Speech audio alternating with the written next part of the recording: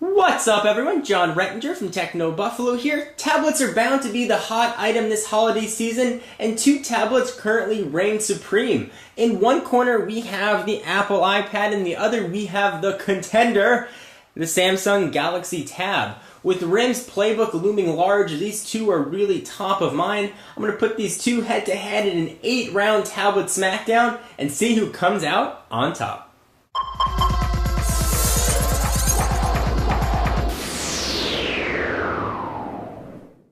These types of comparisons are bound to enrage fans on either side. I think the comments will be fun to watch. The 8 rounds are going to break down into display, operating system, wireless storage, camera, browser performance, and battery life. We will declare a winner. There are obviously a myriad of other topics we could choose from. We had to pick 8 that I thought surmised the strengths, weaknesses, and sort of brought these two tablets best head to head. Let's go ahead and jump right in with the display. Since they are tablets, it's what you're going to be looking at while you're doing everything with both of these devices. The iPad has a 9.7-inch IPS display with a resolution of 768 by 1024. Galaxy Tab is a little bit smaller at 7 inches with a resolution of 600 by 1024. Galaxy Tab has a little bit of a higher pixel density than the iPad, but the screen on the iPad just looks beautiful for watching video and pictures, and seems to just pop a little bit more than the Galaxy Tab does. If you want to see what video looks like on the Galaxy Tab or the iPad, I'm sure to check out previous videos. I'll put links down below.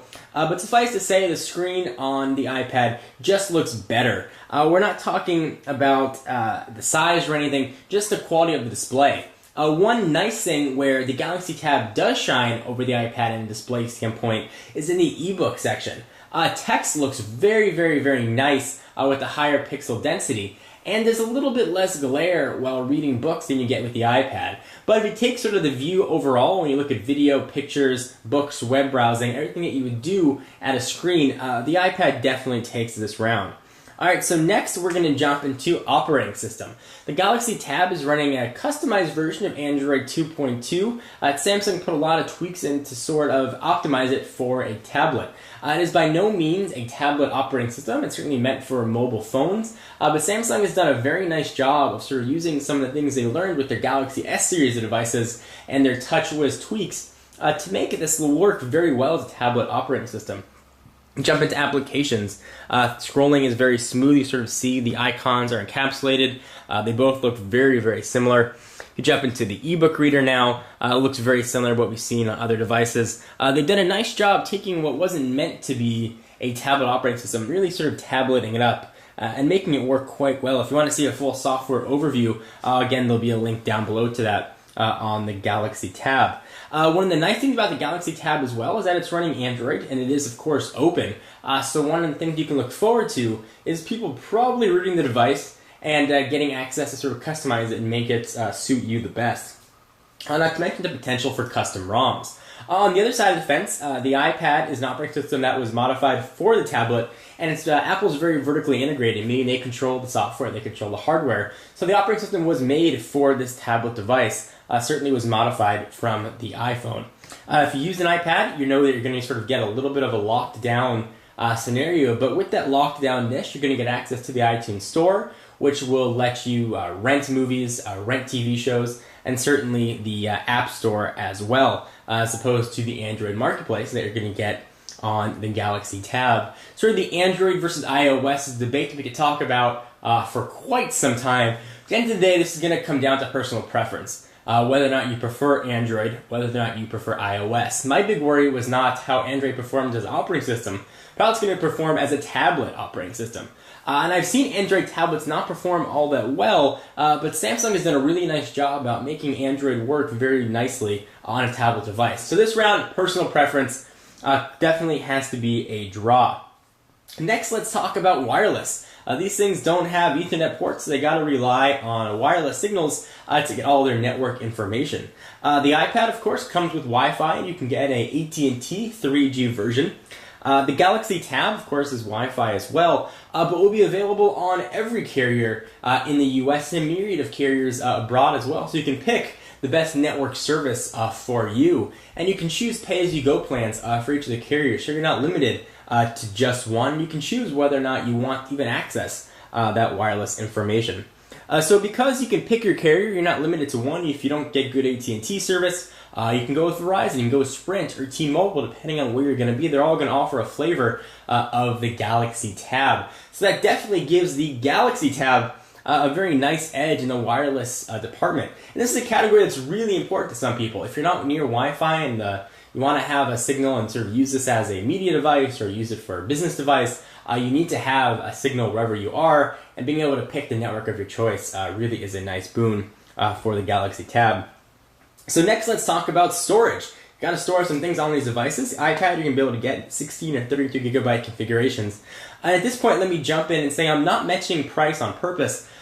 These videos sort of are viewed over a long period of time, and pricing on these devices change expectedly pretty regularly, specifically the Galaxy Tab. Apple's prices are pretty solid, starting at $499. The Galaxy Tab, the prices are bound to fluctuate from carrier to carrier and from region to region. So the iPad comes in two configurations, 16 or 32, and you're sort of limited at that. You can't expand or contract depending on your needs. The Galaxy Tab, the base one, comes in at 16 gigabytes, but it does feature on the side a micro SD card slot where you can go and edit and put in, rather, as big a card as you want, sort of make this customized a little bit better for you. And I'm not really going through and showing all these things with the operating system that I'm talking about. In the interest of time, I want to just give you a general overview and talk about them. So because the Galaxy Tab lets you pick as much storage as you want, if 32 is not enough, you can certainly keep going up. You can add a 32 gigabyte card and tack that onto your 16 gig of internal storage. You have, again, a bit more flexibility with the Galaxy Tab, which probably ties into the openness of Android. So from a storage standpoint, the Galaxy Tab is also going to take this round. And I would be remiss to not talk about cameras when dealing with two tablets. And that's one area really where the Galaxy Tab is definitely a winner. Just the fact that it has a camera. And it does actually have two cameras. It's got a 1.3 megapixel sensor on the top, and it's got a 3 megapixel camera with autofocus and flash on the back. The iPad clearly is without any sort of camera, and that's important to a lot of people. I thought it was one of the big determining factors, and that really separated differences between these two.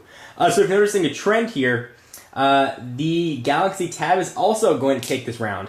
So I've done a lot of overviews on the browsers and sort of what each of them look like, and sort of the nuances of each. I will say that Android browser is Android browser you've seen on really every other Android phone, and the iOS browser and mobile Safari is really what you've seen on the iPhone and the iPad many times before. Main difference here, this has been tweaked a little bit for the tabletness, I would say. You get a little more graphical niceness, I would say, but you also get full Flash 10.1 support, which may not be important to you, or it may be essential to you.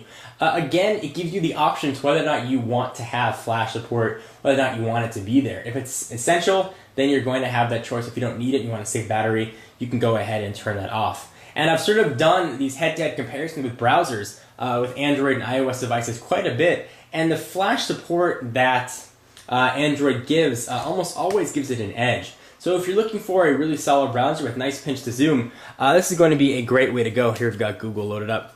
Galaxy Tab is once again going to take the browser round. Next, let's talk about performance. This is sort of another area where that vertical integration really comes into play. Again, the fact that Apple controls the software, controls the hardware, and also really relates itself to better performance. These two tablets are all kind of distant cousins. Apple's A4 chip and Samsung's Hummingbird are both clocked at 1 gigahertz and really sort of share a lot of similar architecture. However, the performance on the iPad is a bit snappier, despite sort of the same clock speed.